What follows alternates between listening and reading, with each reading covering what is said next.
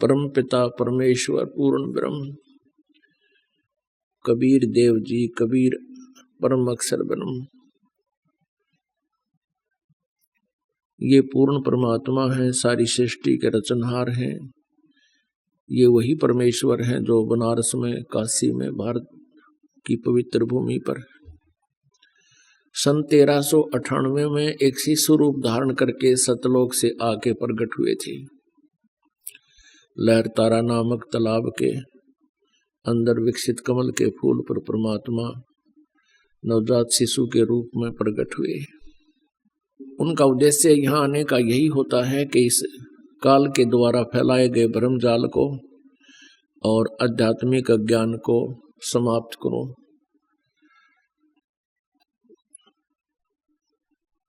अब ये जो समागम चल रहा है, ये उसी खुशी में कि परमात्मा आए तो हमने अपने घर का ज्ञान हुआ। उस परमेश्वर ने आकर ही हमें ये ज्ञान दिया कि तुम यहाँ के रहने वाले नहीं हो, ये तुम्हारा लोक नहीं है, या तुम बहुत कष्ट उठा रहे हो, तुम काल के जाल में फंसे हो और ये काल एक खलनायक की तरह तुमसे डील कर रहा, एक विलियन की तरह तुम्हारे साथ व्यवहार कर रहा है, डील कर रहा है। इसने पूर्ण परमात्मा की महिमा समाप्त कर रखी है। आध्यात्मिक ज्ञान को तोड़ मरोड़ कर भगत समाज में प्रवेश करवा रखा है। परमात्मा पूर्ण ब्रह्म कबीर देव जी कबीर साहिब जी ने आकर के हमारे इस अज्ञान को हटाया। कलयुग के अंदर परमात्मा सन 1398 संवत 1455 ज्येष्ठ सुदी यानी जेठ उत्तरते की पूर्णमासी को सुबह ब्रह्म मुहूर्त में सूर्य उदय होने से पूर्व 1.5 घंटा पहले के समय को ब्रह्म मुहूर्त कहते हैं। कमल के फूल पर आकर के नवजात शिशु रूप धारण करके प्रकट हुए, विराजमान हुए। वहां से नीरू नीमा नामक एक जुलाहा दंपति जो निसंतान थे परमात्मा को ले आए। परमात्मा की परवरिश एक कुंवारी गाय से हुई, क्योंकि परमात्मा कबीर जी ने दूध और अन्न जल बिल्कुल ग्रहण नहीं किया 25 दिन तक।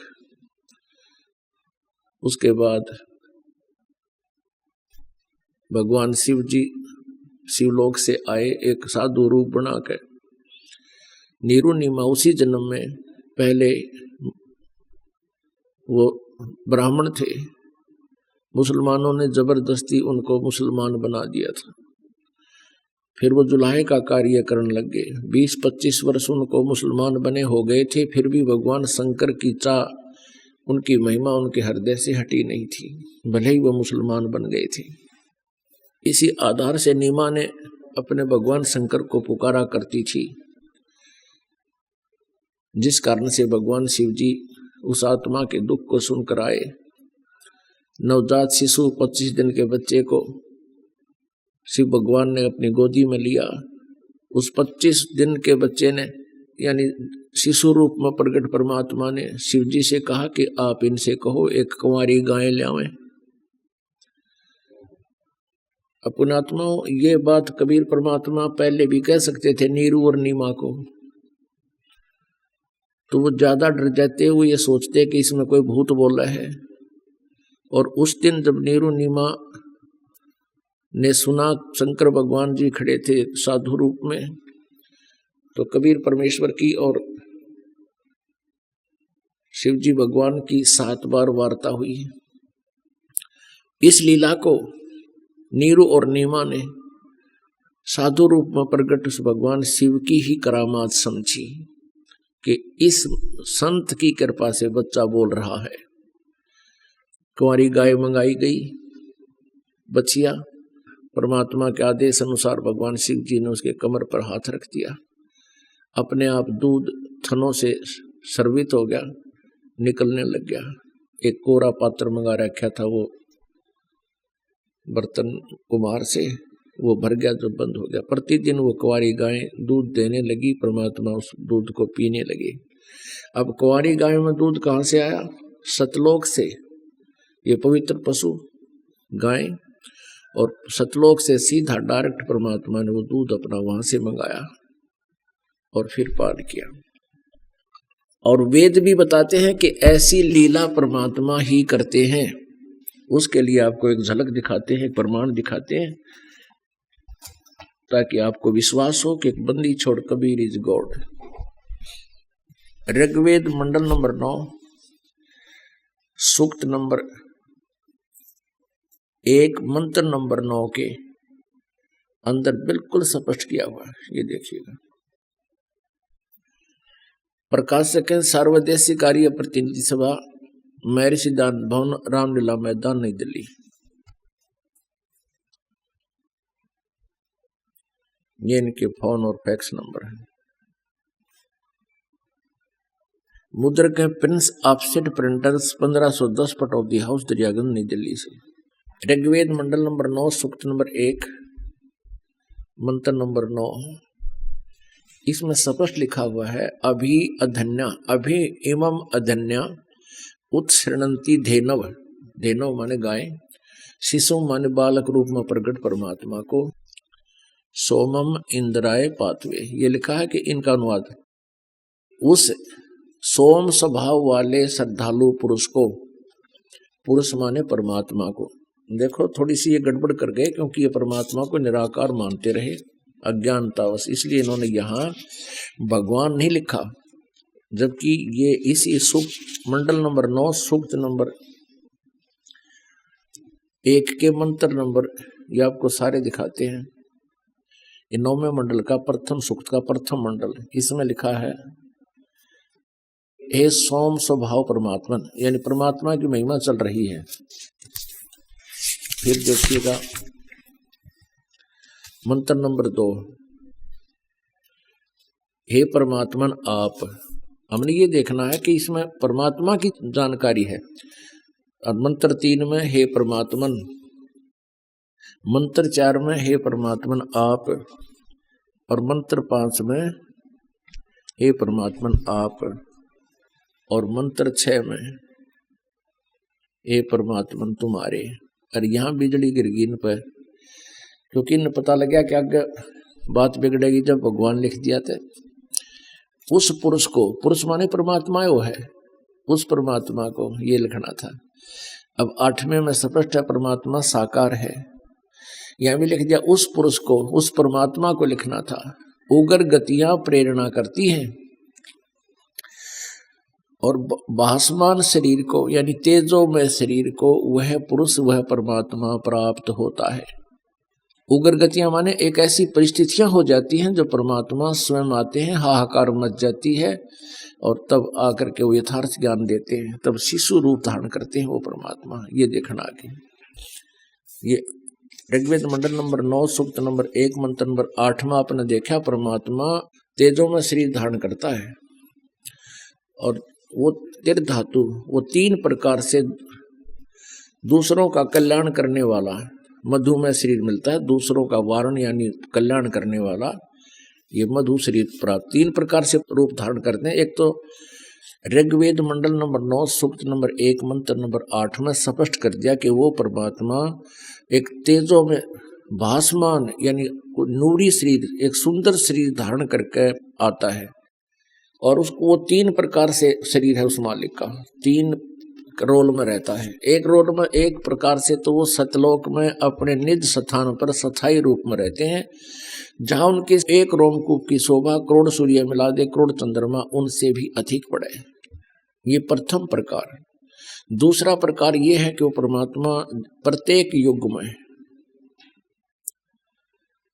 के प्रारंभ में एक शिशु रूप धारण करके प्रकट होता है, और लीला में तरीके से वो धीरे धीरे बड़े होते हैं, फिर अपना ज्ञान प्रचार करते हैं, उस यथार्थ ज्ञान को अपनी प्यारी आत्माओं को देते हैं। और तीसरा प्रकार यह है कि वो कभी भी किसी समय अन्य रूप धारण करके, जैसे धर्मदास जी को मिले एक जिंदा रूप बनाकर, नानक साहिब जी को मिले एक जिंदा रूप बना के, गरीबदास जी को मिले लगभग 200-250 वर्ष के बाद, सतलोक जाने के 200-250 वर्ष के बाद गरीबदास जी महाराज को छुटानी में मिले जिंदा रूप बना के। ऋग्वेद मंडल नंबर 9 सूक्त नंबर 1 और मंत्र नंबर 8 में स्पष्ट किया है कि उस परमात्मा को उग्र गतियां प्रेरित करती हैं। ऐसी परिस्थिति आ जाती है पूरे विश्व में हाहाकार मच जाता है, कहीं शांति नाम की चीज नहीं होती, तो वो परमात्मा फिर उनको सुख देने के लिए ऐसा मंत्र जाप बताने के लिए जिससे उनको शांति मिले और जिसके लिए वो भटक रहे होते हैं वो वस्तु मिले, तो कहते हैं उग्र गतियां उस परमात्मा को प्रेरित करती हैं। फिर वो परमात्मा एक सुंदर शरीर धारण करके सुंदर शरीर को प्राप्त करता है। और ये अनुवाद कर रहे खुद, और सारे डंडोरा पीट में भगवान निराकार है, भगवान निराकार है। और ये स्पष्ट रखे को 3 प्रकार के शरीर धारण करता है। ये देखिएगा, फिर देखिएगा इस पर पवित्र सदग्रंथ को, पवित्र वेदों को। ऋग्वेद मंडल नंबर 9 सूक्त नंबर 1 और मंत्र नंबर 8 में आप देख रहे हो, उस परमात्मा को, उस पुरुष माने प्रभु को, उस परमात्मा को उग्र गतियां प्रेरणा करती हैं, यानी विशेष परिस्थितियां हो जाती हैं, भयंकर परिस्थितियां हो जाती हैं, उसको प्रेरणा करती हैं। और भासमान शरीर को एक भासमान माने सुंदर, जैसे बांकुरा का बड़ा बांकुरा है, छैल सुंदर, सुंदर शरीर को वह पुरुष प्राप्त होता है, वह परमात्मा प्राप्त होता है। वो प्राप्त जो परमात्मा का सुंदर शरीर ही होता है, लेकिन वो 3 प्रकार से धारण करता है, जिसमें 3 प्रकार से दूसरों को वारण करने वाला मधुमेह शरीर मिलता है। मधुमेह शरीर धारण करता है सारा। अब ऋग्वेद मंडल नंबर 9 सूक्त नंबर 1 मंत्र नंबर 9 में स्पष्ट किया है कि उस सोमम माने अमर पुरुष को, उस सोम स्वभाव वाले पुरुष को, यानी परमात्मा को, जो शिशु रूप में, शिशुम, इन्होंने शिशुम का जिक्र यहाँ कर दिया, कुमार अवस्था में। शिशुम माने बालक रूप में प्रकट परमात्मा को सब प्रकार से अभी अधन्या, अधन्या माने बिना दनाई, गाया के बारे में, जो गाय, जो जिसको बैल नहीं लगा हो उसको बिना धनाई कहते हैं। और अभी अधन्या यानी पूर्ण रूप से कंवारी, गायें, गौवें, इन्होंने लिखा सब प्रकार से अहिंसनीय गौएं, ये होता सब प्रकार से, यानी कंवारी, पूर्ण रूप से कंवारी गायें से तृप्त करती हैं उस परमात्मा को जो शिशु रूप में प्रकट होता है। एक कुमारी गायें बछिया तृप्त करती हैं, उसकी परवरिश की लीला होती है। और अब आपको दिखाते हैं, ये तो वेद बताते हैं कि वो परमात्मा ऐसे करता है, और परमात्मा ने ये लीला की 600 वर्ष पहले वो सूक्ष्म वेद बताता है। ये देखिएगा, ये सूक्ष्म वेद कबीर सागर, कबीर वाणी।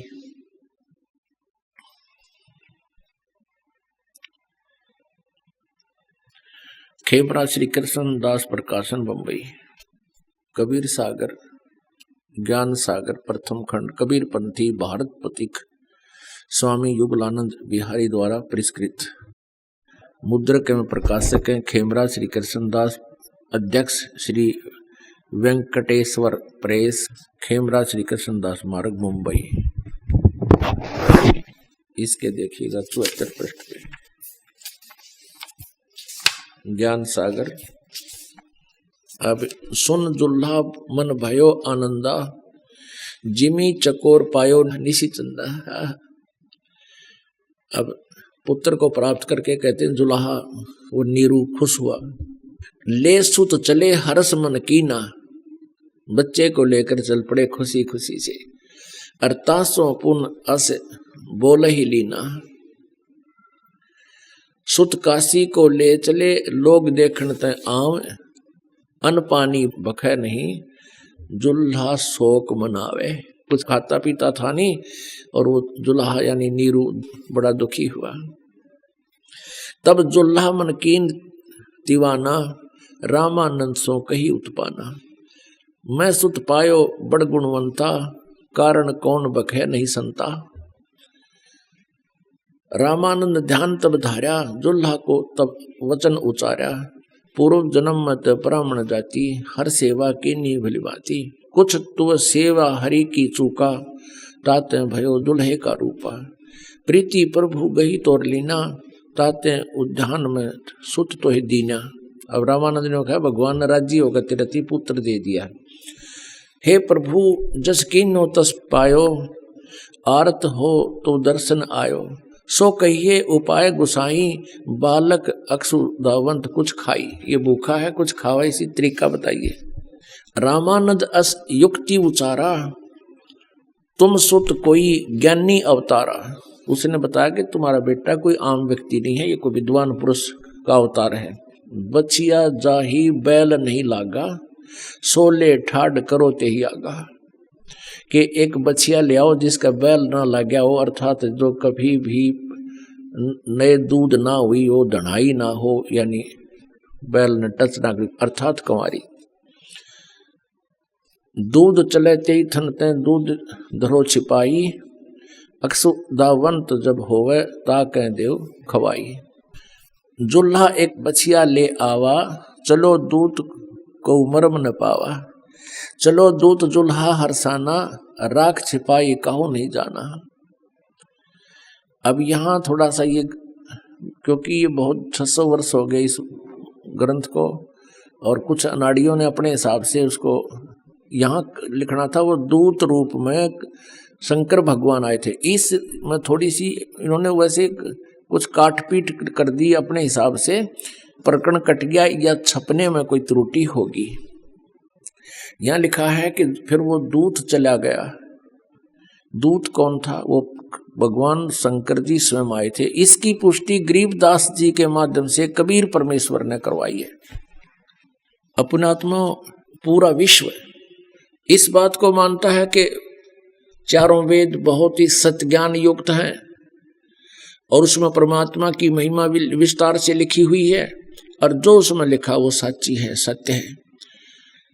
तो इसमें वही लिखा है कि परमात्मा ऐसी लीला करता है, ऐसी लीला किसी भी अन्य महापुरुष ने नहीं की जिनको हम परमात्मा की श्रेणी में गिनते थे। ऐसी लीला केवल उस दानक कबीर ने, जुल्हे कबीर ने, जो बनारस में 120 वर्ष रहे और तत्व ज्ञान प्रचार किया। अपनी महिमा आप बताकर चले गए तो वो स्वयं परमात्मा थे।